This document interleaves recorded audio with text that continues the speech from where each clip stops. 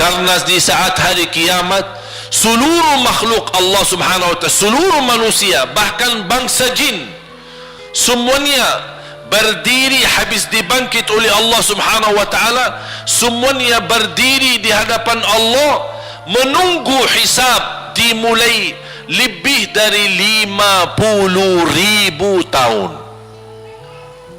Bisa enggak terbayang berdiri berapa lama? 50.000 tahun. Dan semuanya keadaan laki dan perempuan sebagaimana baru dilahirkan. Bisa enggak Bapak Ibu terbayang? Sekarang mohon maaf, ibu-ibu yang begitu berjilbab, pakaiannya yang rapi dan sopan, Masya Allah, tertib, bersih, make up, cerah mukanya, bisa menarik perhatian. Betul nggak? Bagaimana di hari kiamat?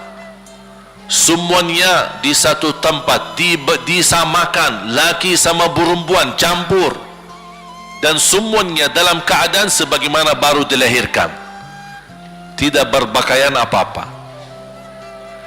Ketika Rasul menceritakan kepada Siti Aisyah pun kaget. Ya Rasulullah, laki dan perempuan sama-sama. Kefikiran Siti Aisyah kemana? Malu dilihat oleh orang. Apa kata Rasulullah SAW? Wahai Aisyah, di saat itu kesibukan manusia pandang kepada Allah subhanahu wa ta'ala, menunggu hisab lebih daripada kefikiran yang lain. Bisa enggak terbayang? Saya yakin tidak bisa terbayang. Mohon maaf, apapun kesibukannya, biarpun dahsyat yang menarik perhatian, tetap ada kesempatan masih cuci mata. Betul enggak?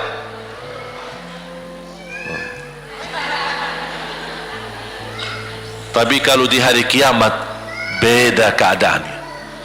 Apapun yang saya jelasin tidak akan mungkin Bapak Ibu bisa bayangkan, karena itu bukan dahsyat lagi, tapi di luar batas kemampuan kita. Makanya Siti Aisyah sebagai manusia wajar kalau terkejut. Ya Rasulullah, kami dan laki-laki sama-sama. Rasul maklumi fikiran Siti Aisyah sebagaimana memaklumi fikiran kita yang sama. Tapi ternyata kalau di sana beda. Makanya di saat itu belum lagi matahari didekatkan. Disebut dalam hadis mil, 1 mil. Di dalam satu hadis 1 mil adalah, kalau untuk dalam mata itu kan berapa ukurannya? Berapa senti ya? Sangat kecil. Betul?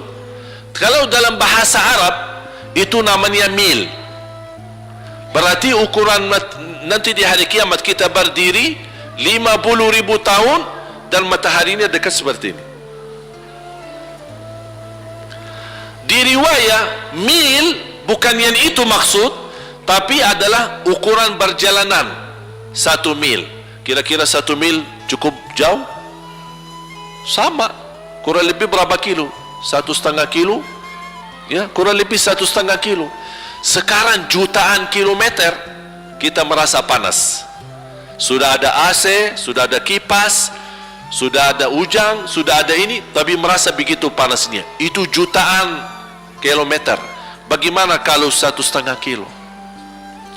Makanya Rasul menggambarkan nanti di hari kiamat, yang biasa di dunia kalau kita keringat dari atas ke, kalau di hari kiamat terbalik, keringat kita dari bawah ke atas.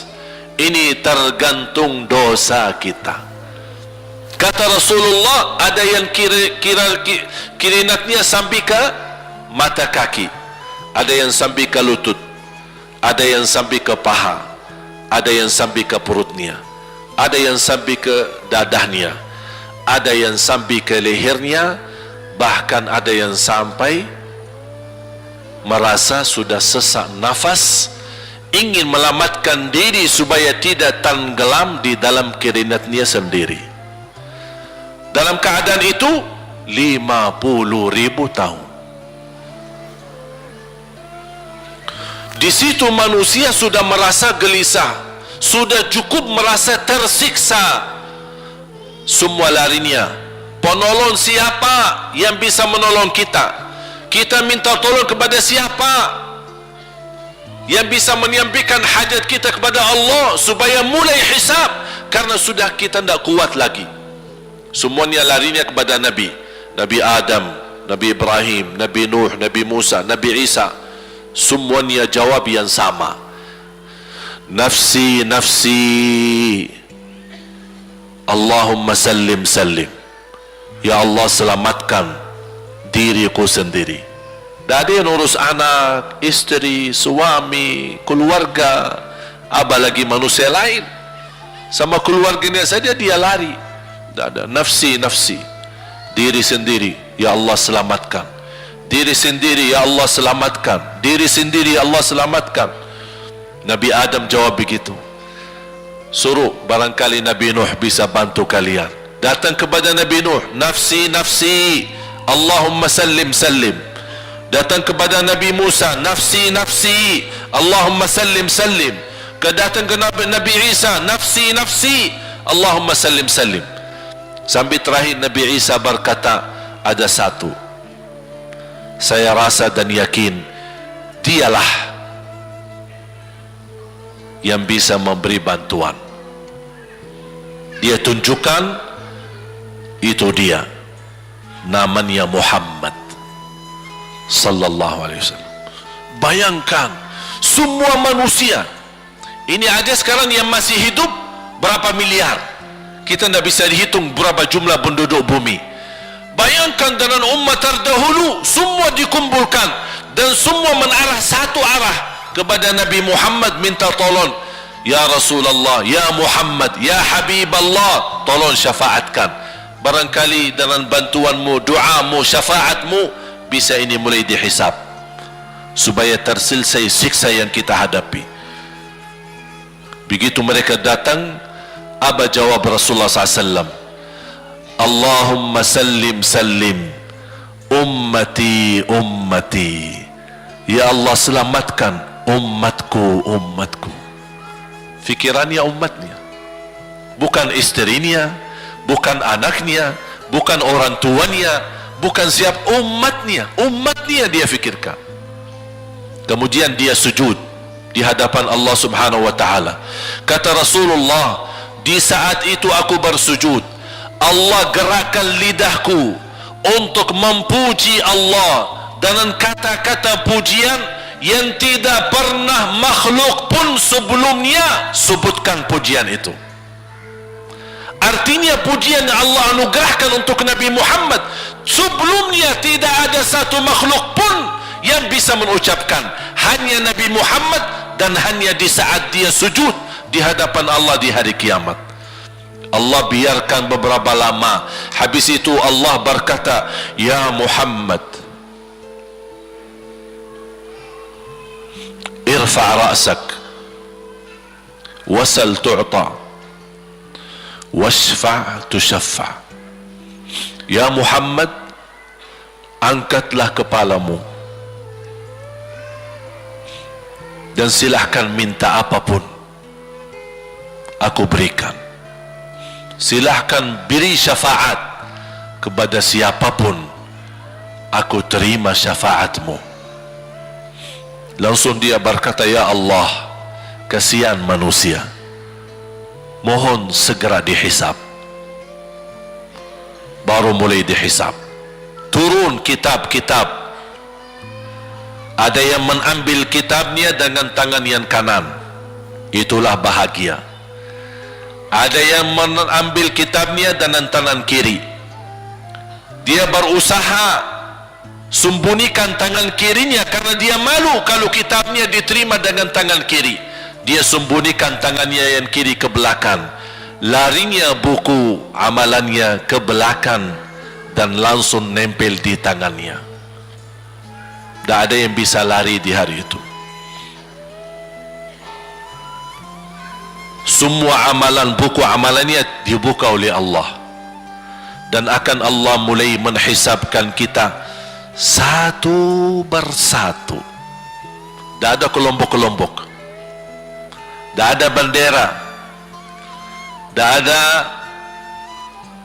ormas, tidak ada kelompok, tidak ada pimpinan, masing-masing.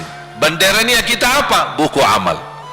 Dan Allah manggil kita bernama satu-satu. Ibu, sini, datang. Kata Rasulullah sallallahu alaihi wasallam, yuhasibullahu al-abida laisa bainahu wa bainahu turjuman.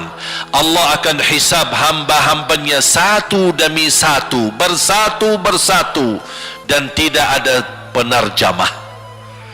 Jadi tidak bagi terjemah, translate. Ya Allah, saya tidak mengerti bahasa Arab, saya tidak mengerti bahasa, ya Allah, gimana ini, saya butuh translate atau benacara supaya bisa bantu saya lulus dari hukum. Tidak ada. Yang hakim Allah, keputusannya Allah, yang menentukan Allah, mahkamah yang dikuasai Allah, hamba di hadapan Allah, saksi semua, tangan saksi, mata saksi, lidah saksi, kaki saksi, buku amal saksi, malaikat saksi.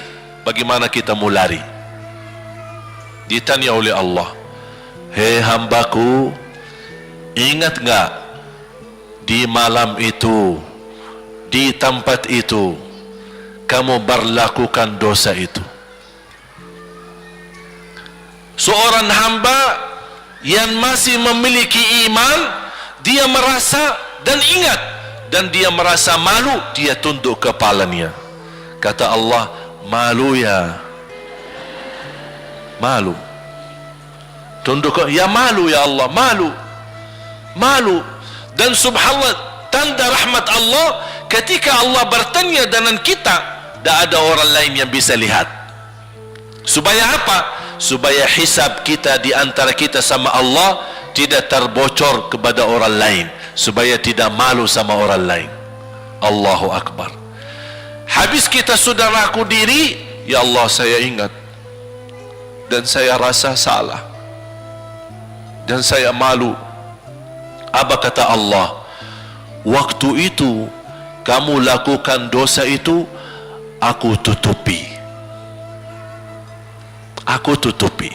Tak ada yang tahu. Kita lakukan dosa ini udah sekian tahun, ada yang tahu enggak? Tak ada yang tahu. Karena kita lakukan di saat sembunyi. Kata Allah, di saat itu kamu lakukan dan kamu tahu itu dosa, tapi aku tutupi supaya kamu jangan menjadi malu di depan keluarga atau di depan sahabat. Aku tutupi. Dan aku sekarang sudah menutupi dosamu di dunia, dan sekarang aku hapuskan dan ampuni dosamu di akhirat. Allahu Akbar. Disitulah terasa anugerah, ampunan Allah yang maha kuasa. Dan Allah di saat itu mampu menghukum kita. Dan kalau Allah menghukum kita, Allah tidak pernah menzalimi kita. Justru itu keadilan Allah, tapi Allah tidak memperlakukan keadilannya, justru yang mendahulukan ampunan dan kasih sayangnya. Habis selesai hisab, harus semua tanpa kecuali lewati neraka Jahannam di atas sirat. Sirat yang panjang, yang kejam seperti pedang, yang tipis sampai tidak bisa dilihat oleh mata. Katanya tipisnya seperti, subhanallah, Imam bisa jalan di atas rambutnya. Kejam lagi masuk di atas serat, terus jalan. Di saat itu ada doa yang menyelamatkan kita sampai menuju surga. Nabi Muhammad sallallahu alaihi wasallam, dia sudah duluan. Kalau Sayyidina Abu Bakar perjalanan di atas sirat disebutkan 100 tahun, tapi Sayyidina Abu Bakar satu langkah di atas sirat, langkah kedua di depan pintu surga. Dahsyat. Ini Sayyidina Abu Bakar seperti itu. Bagaimana Rasul? Rasul sudah menunggu di depan. Mulai manusia satu persatu jalan di atas sirat, dan Rasul di saat itu sibuk berdoa, Allahumma sallim sallim, ya Allah selamatkan umatku, ummati ummati ummati ummati, sampai mereka terselesai. Sampai di situ saja. Sebelum masuk surga ada berita gembira untuk umatnya Nabi Muhammad sallallahu alaihi wasallam. Tidak boleh ada yang masuk surga harus berjumpa dengan beliau dulu, tatap muka, dan disediain minum yang disebut air Al-Kautsar, dan di situ banyak gelas. Tinggal kita ambil gelas dan minum. Begitu kita mau ambil gelas dan minum, datang Rasul, jangan kamu minum langsung dari tanganku sendiri. Barang siapa yang minum dari tanganku tidak akan haus selama-lamanya. Allahu Akbar. Di situ terasa kemuliaan.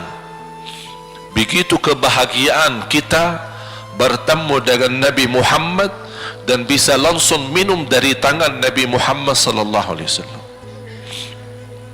Bukan hanya begitu saja, bahkan Nabi Muhammad memegang tangan kita, mengajak kita masuk 8 pintu surga. Ada 8 pintu. Rasul bersabda, satu pintu luasnya seperti antara langit dan bumi.